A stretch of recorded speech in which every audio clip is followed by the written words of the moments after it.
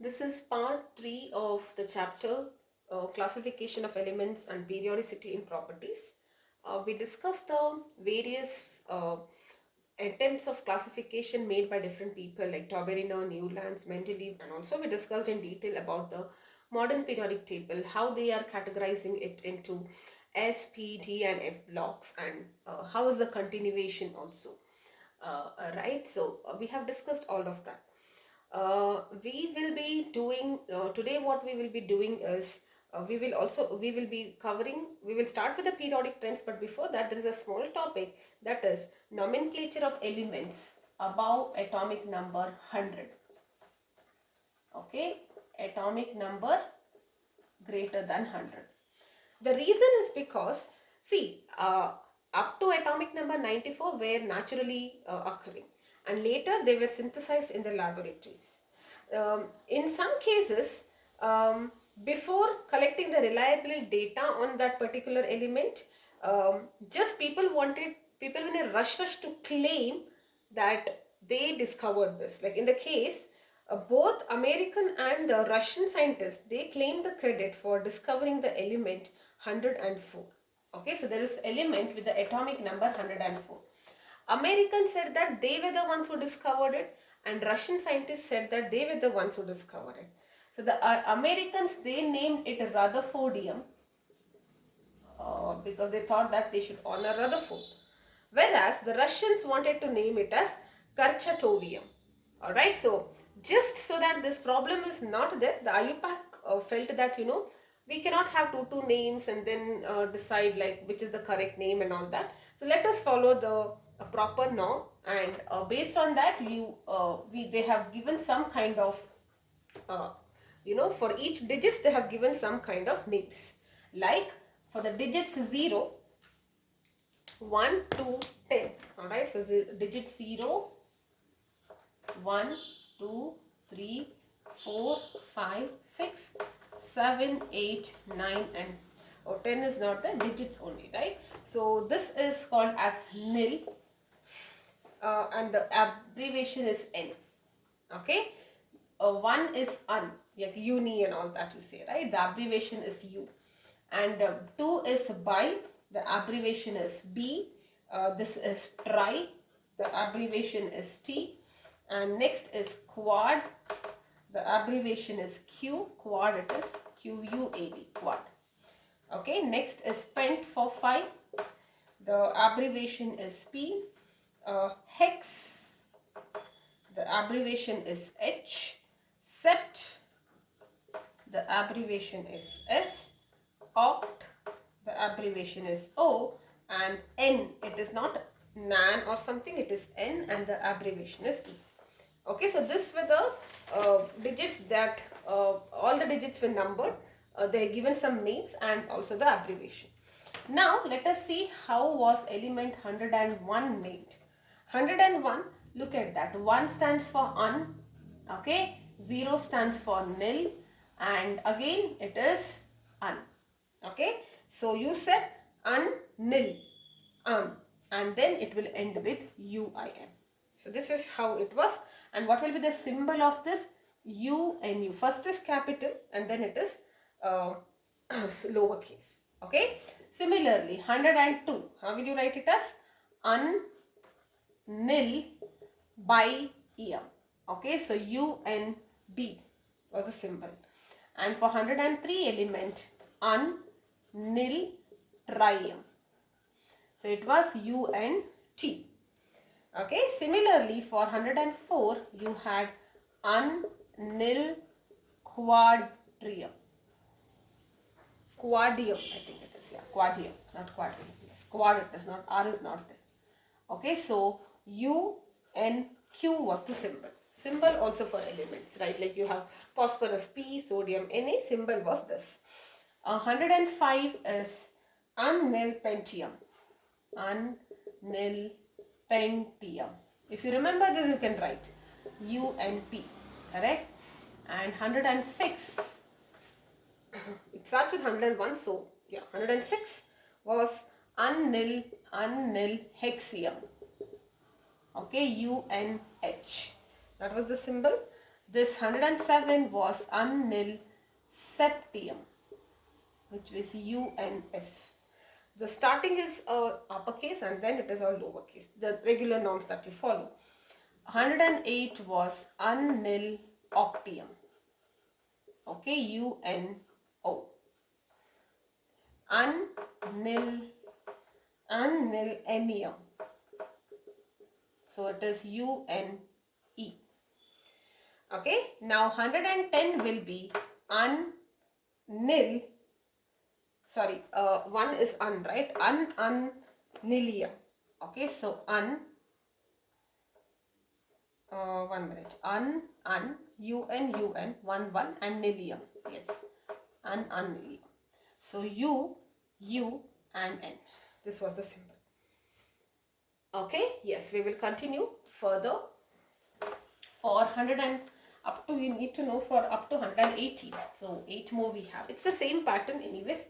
So 111 will be unium. So it will be U. 112 will be unbium. UUB. 113 will be untrium. UUT. 114 will be unquadium. UU and Q. 115 will be unpentium. UU and P. 116 will be hexium. UUH. 117 will be 7 was sept, right? So septium. UUS.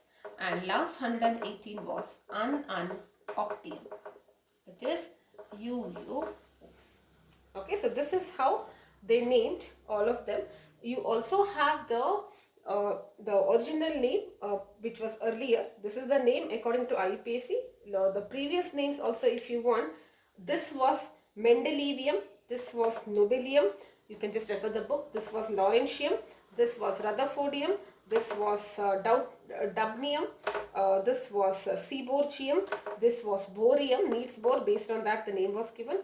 Hassium, Maternium, Darmstadium. After that, 109, right? I think Roentgenium, Copernicum. Okay, and then you had Nihonium, Fivium, all of the common names. Anyway, you need to know, remember these names next year. This year only the atomic number, if you know, I think it's fine. They will not ask you like for Rutherfordium, what is it and all that. You only need to know, if they give you atomic number 808, you need to know how to write the names, and also you need to know how do you write the symbols. Alright, yes, so that's about the nomenclature. Now, before we go to the periodic trends, that's the last topic, you have to study 8 periodic properties and how does it vary across the period and down the group. Okay, now before we do that, I just wanted to discuss the modern periodic table with the continuity. Alright, so you know there is group 1, group 2, group 13 up to group 18, correct? And there are periods 1, 2, 3, 4, 5, 6 and 7. This is how it was, right? Now what I want is, the basis is increasing order. You can see beautifully how it is changing. Okay, so this is atomic number 1, that is hydrogen. Atomic number 2 is helium. 3 is sodium. 4 from 5, 6, 7, 8, 9, 10, which is neon. Okay, and then sodium 11, 12 magnesium, 13 is aluminium, carbon and all that, up to 18 argon, 19 was potassium and 20 was calcium. 21 to 30 is coming here, scandium onwards. Alright, Sachin Tendulkar with that scandium, titanium, vanadium and all that, up to zinc. 30, 31 to 37, this was coming here. 36, yeah, it was in this. And then you see there is no exception as such. Alright, it is continuing nicely. This is 36 and then it is 37, 38, 39, up to 48 here, and then again 49 up to 54, 6. Okay, and then 55 and 56. Only thing is here 56, and then you have 57, which is lanthanum. 58 onwards they placed it at the bottom, the 14 elements up to 71, and after 71 the next one was continued here. Okay, so it became here 72 onwards, 72 to 80, and then P block 81 to 86. Similarly 87, 88, 89, and then there was a break. So 90 and the next 14 in the F block, 103 was here, 104 onwards it continued all the way up to 118. Alright, this is how the complete flow of the periodic table is there. This, if you don't have to remember as such which number to which number, but it's very easy that even if they ask you which number is in which block, you can easily draw it. Just have to count that. From here there are 2, here there are 10, here there are 6. That's all. Very easy. And here there are 40. That's all you need to know. Alright, yes. Okay, now let us now understand the various periodic trends which are seen.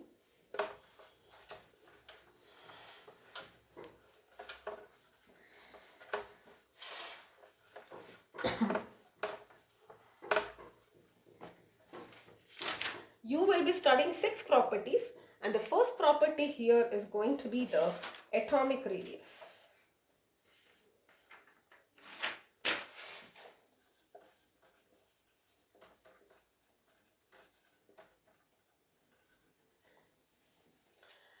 You will be studying atomic radius, ionization energy, electron affinity, electronegativity along the period and down the group, and these are what we call as periodic properties. Alright, yes. Yes, okay. Now let us first talk about the definition of what is an atomic radius. Atomic radius is also, now in general the definition says that it is the distance between. Now if you have an atom, what is that? Atom is spherical, right? So it is distance between the nucleus and the valence shell. Correct? Now if I say there is some 3 shells in particular atom, in one particular atom of a particular element, so it's a distance between the nucleus and the valence shell. That's the 3rd shell. If at all there is an element from the 7th shell, so it's a distance between the nucleus and the 7th shell. Correct? Now in practicality, I cannot. Now how do you measure atomic radius? By the way, you use X-ray or spectroscope. There's a technique, alright. Now it is very difficult to isolate an atom because atoms are found in clusters. You cannot just isolate an atom and then try to find out the distance. It is not practically possible. So we define some other ways to actually measure the atomic radius. So in the case of homonuclear diatomic molecule, what is the meaning of that? Diatomic is like something which is made up of 2 atoms where both the elements are same. The nucleus is same. Okay, diatomic molecule. It simply means like oxygen, hydrogen, chlorine and all that. Diatomic 2 molecules. Homo is same. Alright. So what is, we call the term as covalent radius. So in this case, because they form a covalent bond, it is also called as the covalent radius. See, instead of studying if oxygen is a molecule which is made up of 2 oxygen atoms, it is very difficult. Now I write it like this, but in general, how is the oxygen molecule looking like? This is how it is. And because of the force of attraction, there is always, because a covalent bond is formed, you know how oxygen is formed. There are 2 pairs of shared electrons, right? 2 shared pair of electrons, yes. So it's slightly overlapping. Now I cannot just isolate them. So what we do here is we measure the internuclei distance and then divide by 2. Now it will be slightly lesser than the actual atomic radius, but it doesn't matter. So and we define the term as covalent radius. Now see, practical purpose, when I say atomic radius, covalent radius, they are the same. But I cannot practically measure atomic radius, which is the distance between the center and the valence shell. So what I do in this cases, I can concentrate on 2 oxygen atoms like this. So I will calculate their distance, internuclear distance, and divide by 2. So what is this covalent radius? If they ask you the definition of covalent radius, you will say it is half the internuclear distance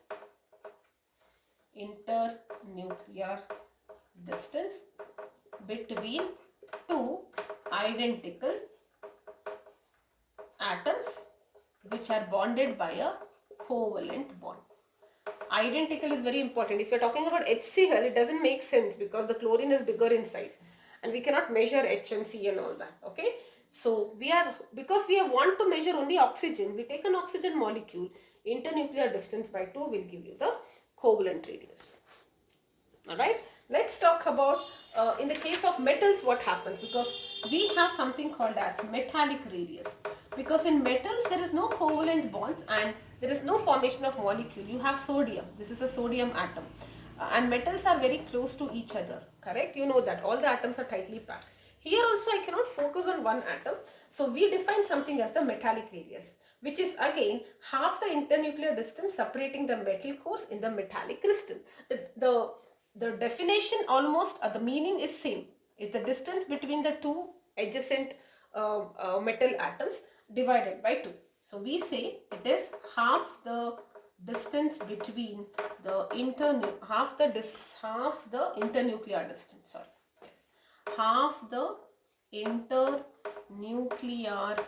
distance separating metal core in metallic crystal. So this word is very important. What is the meaning of this? See, for covalent you will say there are two atoms. Like I said, it means the same. It's the distance between the two atoms, internuclear distance divided by 2. But here this covalent term we only say when there are two identical atoms which are bonded by a covalent bond. In the metals there is no covalent bond, so we cannot say covalent radius. We say something called as metallic radius, and there is no overlapping as such. So what we do is we just consider the internuclear distance and divide by 2. So it's the distance between the metal core. Core of the metal is nothing but nucleus again in the metallic crystal. So the solids, metals are generally solids. They have a crystal-like structure. They are arranged in certain geometry. So we talk about that geometry as a crystal, which you will study in your higher grades. So in that particular geometry, if I take two atoms which are very close to each other and then I calculate the internuclear distance and divide by 2, that gives me the metallic radius. So practical purpose, we do not differentiate between covalent and metallic and all that. We consider it to be just atomic radius. Alright, you can visualize it like this, or you can even say distance between the two nucleus by 2, it is the same. Alright, now there is something called as ionic, but we will just understand the trends here. So what will be the trend? What happens across the period and across the group is what you need to know. Okay, very, very important. As a hack, I will tell you, if across the period is from left to right, this is what we call across a period, and down the group is from top to bottom. Okay, down the group. Whatever happens here, the opposite is the case here for all the periodic trends. Okay, now let us say what happens if you go down the group. What is happening down the group? Let me take about the first group, sodium, potassium, rubidium, cesium and francium. This is group 1. Okay, so this has got only one shell, this has got 2 shells, this has got 3 shells, and this guy has got 7 shells. Right, so the distance automatically you can see that the size is increasing, so therefore atomic radius is also increasing. So I will say atomic radius increases if you go down the group because the number of shells are increasing. Okay, now what happens if you go across a period? Let me say I am taking this period, lithium, beryllium, boron, carbon and so on. All of them have got 2 shells, right? So everything has got 2 shells here. So that cannot be the deciding factor. But if you see, it's in the increasing order of the number of atomic number. So here it is 3, 4, 5, 6. That means the nucleus is becoming stronger here, because of which it kind of slightly pulls it. Now what happens if I'll just compare lithium, beryllium and boron. Both of them have got 2 shells, correct? But here there is 3 protons, there are 4 protons and there are 5 protons. The nucleus here is stronger, so it can slightly pull the valence electrons towards itself, and that results in a slight contraction, because of which across the period it decreases. Okay, but it decreases not very significantly. And the last, if you're talking about noble gas, it increases, because when you talk about noble gases, there are the shielding effect comes into picture, which I will talk about in the next video. Alright, so we have to do ionic radius and discuss a little more about it. Okay, so what is the bottom line here? As you go down the group, the atomic radius increases. The reason, any property down the group, you'll always talk in terms of the number of shells. The number of shells is more, that's the reason atomic radius is increasing. If you go from left to right, it is decreasing, because the nuclear charge, there is a term called as effective nuclear charge, which I will explain in the next video. We will again revisit this. So effective nuclear charge, when you go from left to right, is increasing. The nucleus is becoming stronger. It can pull the valence electron towards itself slightly, resulting in the shrinkage, and that's the reason atomic radius decreases. But there is an exception when we come to the noble gases. Alright, so this is about the first trend. It is little bit incomplete. I will just continue in the next video along with the other properties.